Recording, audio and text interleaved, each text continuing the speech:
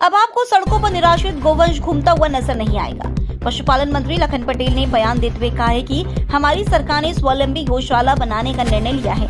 यह गौशाला करीब 130 एकड़ में बनेगी। यह एक मॉडल है जिसमें क्षमता के अनुसार 5000 से लेकर 25,000 तक गायों को रखने का इंतजाम होगा। प्रथम चरण में 19 जगहों पर अलॉटमेंट किया जा रहा है और इसके बाद आगे भी यह प्रक्रिया जारी रहेगी। मंत्री लखन पटेल ने बताया कि हमारी कोशिश है कि सड़कों पर गोवंश नहीं दिखाई दे और इसके लिए हमें एक जन आंदोलन तैयार करने की जरूरत है। सरकार के साथ जनता की भागीदारी भी अत्यंत आवश्यक है। आमतौर पर लोग गाय पालते हैं और जब तक गाय दूध देती तब तक उसे घर में रखते हैं और उसके बाद उसे खुला छोड़ देते हैं। ऐसा नहीं होना चाहिए। इसे लेकर जन जागरूकता अभियान भी चलाया जाएगा। आराम से आराम। आज गोवर्धन पूजन का यहाँ सफल आयोजन किया गया। माननीय मुख्यमंत्री जी का मैं धन्यवाद और आभार भी करता हूँ कि गत वर्ष से उन्होंने शासकीय तौर पर गोवर्धन पूजा मनाने का जो पूरे प्रदेश में कार्यक्रम चलाया। आज मैं देख रहा हूँ मेरे क्षेत्र में और प्रदेश में छोटी से छोटी गौशाला पर भी गोवर्धन पूजा का आयोजन किया जा रहा है। जैसा हम जानते हैं परंपरागत रूप से हजारों वर्षों से चला आ रहा है, लेकिन उसको सरकारी तरह से मनाना और उसको जन जन तक पहुंचाना, ये मुख्यमंत्री जी की नवाचार की सोच है। उनके लिए मैं बहुत बहुत आभार करता हूं। आप सबके माध्यम से पूरे प्रदेश की जनता के लिए दीपावली और गोवर्धन की पूजा की बहुत बहुत शुभकामनाएं बधाई दें। बिल्कुल निश्चित रूप से मैंने पहले भी कहा है और अभी भी मैं कह रहा हूँ कि हम लोगों ने जो स्वावलंबी गौशाला योजना बनाई है वो निश्चित रूप से 130 एकड़ मतलब एक मॉडल बनाया है हमने 130 एकड़ का। उसमें कम से कम 5000 गौवंश हम रखेंगे।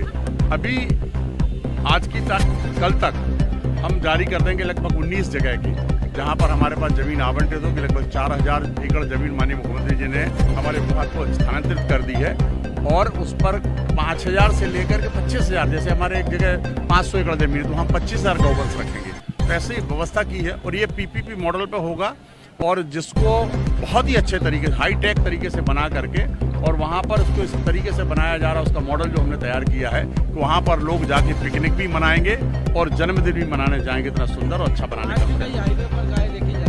निश्चित देखिए, मैं इस बात से डिनाई नहीं करता। आज है गाय, लेकिन आने वाले समय में नहीं देखेगी, इस बात की मैं आपको गारंटी दूँ। देखिए ऐसा है, आपको मैं बताना आपके माध्यम से जनता को भी कहना चाहता हूँ, जो गौ सेवक हैं या गौशाला चला रहे हैं उनको भी कहना चाहता हूँ। पहले 20 रुपये था, उसको बढ़ा करके माननीय मुख्यमंत्री ने 40 रुपये किया।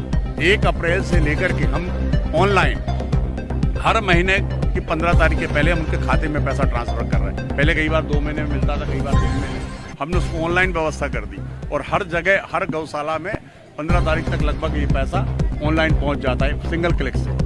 तो व्यवस्थाएं दुरुस्त कर रहे हैं। हमने तो एक और नया प्रयोग कर रहे हैं जो आपको जानकर आश्चर्य होगा कि हम एक चिप डेवलप कराई है मैंने, जिस चिप से अटेंडेंस रोज की रोज गौशाला की गाय की अटेंडेंस हो जाएगी। रोज की रोज स्कैन करेगा तो पूरी अटेंडेंस हमको यहाँ शाम को हमें मालूम चल जाएगा आज गौशाला में कितनी गाय उपस्थित थी। तो हम व्यवस्था कर रहे हैं, नवाचार भी कर रहे हैं और प्रयास कर रहे हैं कि गौ माता भी व्यवस्थित हो और लोग भी इससे जुड़ने का काम करें। मैंने यहाँ भी अपील की, मैं हर जहाँ मुझे मौका मिलता है मैं वहाँ अपील करता हूँ, कोशिश करता हूँ कि जनता को जब तक ये जन आंदोलन नहीं बनेगा, हम देखते हैं कि गाय, जैसा आपने कहा कि गाय सड़कों पर है, इसको जन आंदोलन बनाना पड़ेगा। क्योंकि बहुत सारे लोग गाय को दूध लगा करके छोड़ देते हैं। अगर हम इसको अलग अलग कलर में हम टैग भी कर देंगे या उसकी व्यवस्था करेंगे कि पहचानी जा सके कि निराश्रित गौ माता कौन सी है और पशुपालक की कौन सी है, तो बहुत सरलता होगी।